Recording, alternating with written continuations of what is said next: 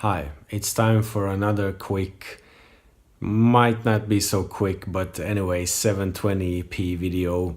And this is about kind of parents' frustration or when everything is kind of going the wrong turn during a day or a period with kids, toddlers, and so on. Toddlers are special. That's a age when they try out everything. What happens if I ask this until something happens? There can be much annoyance and so on. It varies from kid to kid. Some are prone to be very extreme, some are less. So we have we are good with that. But anyway, every kid has its own sort of things and issues they want to try out, and it can get annoying. But the most annoying part is, let's say, like today. So I want to talk about this because it's been a very how do you say, such a day, and parents know what that means. So you wake up refreshed and good and all that, so you have some idea you want to do something, but slowly things are going the wrong way. It can be pouring out some liquids. It can be taking the wrong turn with the car, or the kid really is about to sleep, so you put them in the stroller or in the car, but they don't fall asleep, so you're kind of stuck. You end up needing to go to the toilets, and you have no toilet, and you have a kid with you. That builds up pressure from within. Many such things which the list could go on, but anyway, that's what happens. So in that case, nothing can help you to prepare yourself for that. Even if you do yoga, meditation, if you're a self-proclaimed mindful master, you can't avoid those situations. You have to sort of see or experience and get the experience of dealing with them. And of course, not projecting anything on your kid, on your partner, or even, some people find a news or something they've read and they get so frustrated about that, which they wouldn't be on a better day, basically. So people get grumpy, frustrated, and so on. And this can sort of start bad spirals. This could also become a habit. A kind of a behavioral pattern in which one tends to deal things with just sort of taking it out on something or someone. And the tricky part is, in an implosion, for example, parents are human, so a human needs to sort of gets rid of some energy, have some interaction, do something, and so on. So something needs to get out of us every day, basically. Especially kids, they need to burn out energy and so on. So that goes for parents too. And you might not think about things you have to do, but when you're in the middle of such a bad going day, you might start to have, that can happen to me, think about things that you could have done instead of heading out for this day with this plan, with this intention. You could have done something else, either with the kids or something related to practical things, work, and so on. So anyway, it's hard to avoid those situations. And the reason I want to make this video is because I've made some kind of cute family videos, and I don't want to have a cute video talking about this. I want to make it as it happens. So right now I have a tension here, I have a headache here, and it's clearly one of those kind of tension things because I couldn't get anything out of it today, while driving, while needing to go to the toilet. You have a kid, you have that, you just have to sort of like keep it all within. So it needs to go somewhere. Making this video is quite a relief. But the biggest relief for all of this is actually to remember what one is. What is your body? What is your mind? What is your soul? What's happening? Does your stomach know what's happening? Does your brain know what's happening? Things are inevitable because we are like building blocks. If you push on this end, things will move. So you can't escape the situations. One can, as I said, be a self-proclaimed mindful master on Wednesday when you're practicing something that calms you down. But, on a Sunday when things happen, it's all brand new.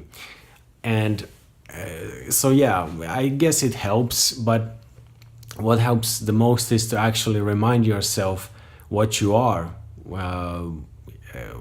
What is your mind energy? What are you wasting your mind on?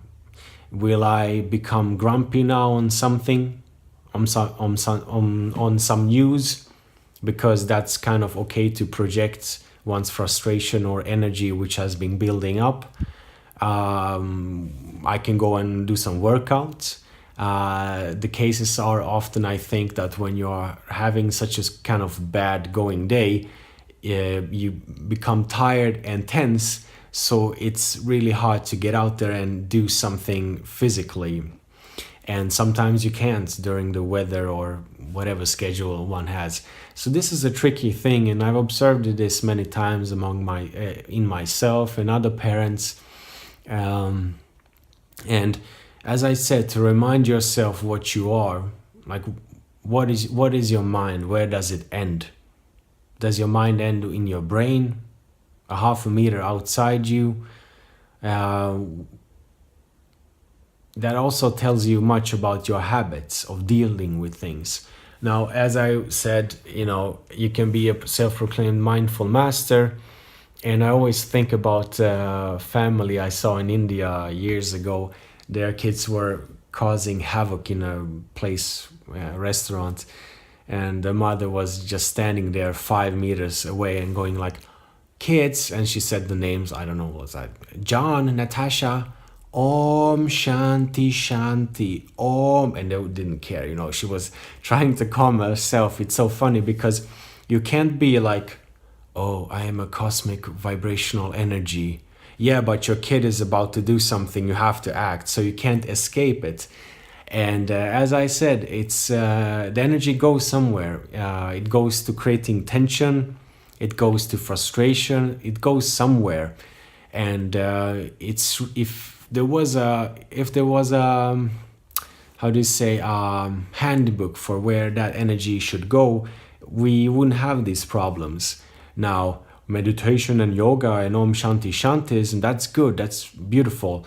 But in the happening, in the action, you can't do that. You can't just sort of stop in the traffic, go and take your toilet needs on the side of the road, meditate for 15 minutes. It doesn't work like that. So I don't have as kind of an answer to that, but basically being aware of what you are. For example, most days, most things in life are great. Most of the time you are not obsessed or hung up about anything, and most times in your life things are not problems with toddlers, or not problems, but having to deal with them, because a parent's fatigue is not the same as working 16 hours straight. It's a kind of different thing, because you have to be, it's hard to explain. You have to be present. It takes energy. You have to explain. You have to communicate, and you can't escape the situation. Going to work working is, people kind of like that to get a break. And as I said, we need to put some energy every day away on something. Work, workouts, love. I don't know. You have to sort of get it out of you, just like kids need. Parents need too. So for me, making this video kind of helped, but I've noticed a pattern, and I think just remembering, it's all passing, and remembering who you are. Basically, click it back. The thing you got when you were deep in meditation or something, deep relaxation, deep contemplation, you have to combine that with the action So you have to be in action while still keeping that sense in your mind, because otherwise frustration takes over, I guess. And the only way to do that is to practice and to see the kind of buildup of tension, frustration, and the relief of it, while still keeping yourself focused and doing what needs to be done, like dealing with the kid who's whining about something, while you still have to do 3-4 other things at the same time. And for that, one needs to be firm, and as I said, remember who you are while still doing the action part, because I think too much of this mindful philosophy we have around us is basically, yeah, it's nice if everybody just sit down here, we can have a real relaxing time, but then you come home and every day hits you back. So you have to combine those two, and in that combination is where I think this kind of long-term presence, easiness, and success, and mindfulness, for a lack of better word, lies. It's in the combination, because anybody can go on a retreat, anybody can do some stretching, go out on an exercise, but when you come back, when these days come along, or even everyday life, you have to combine those two. And it's a cliche, but keeping it zen. But people always, we have these images of like some Buddha, some darkened room where people are lying down and sitting and meditating, or some yoga exercises. No, it's in the action in itself. That's the highest form of yoga, zen, whatever. It's in the action. It's in taking decisions, That's why, people who work with life and death, medicine, armies and policemen and so on, they have to be very present. So some of those people can be really inspiring to talk to, especially if they have a long life behind them of, keeping focus, dealing with life and death. That creates a very kind of settled person. So in my case, those people have been maybe more of an inspiration than actually reading about things, listening to something, sitting on your ass, growing hemorrhoids. And that's good. I've done that too, meditating. It's all a combination, but it's in the dealing with the real world, which one tests how far one has come. So until the day, like when you can sort of take it with a firm easiness, you can see the tension building up, releasing, you're in the action, dealing with these things, and you come out of it like after 8 hours or the next day, you look back and said, wow, I didn't sort of put it out on anybody else. I made that tension and energy force, I kept it to something else, and I just did something that was different from what I used to do. That's when one sees progression in one's own personal life. Kids are the best teachers at that. They are your your examination of whatever high-minded theoretical nonsense one has soaked in during one's life. Anyway, just some thoughts on that. Take care and all the best. Ciao.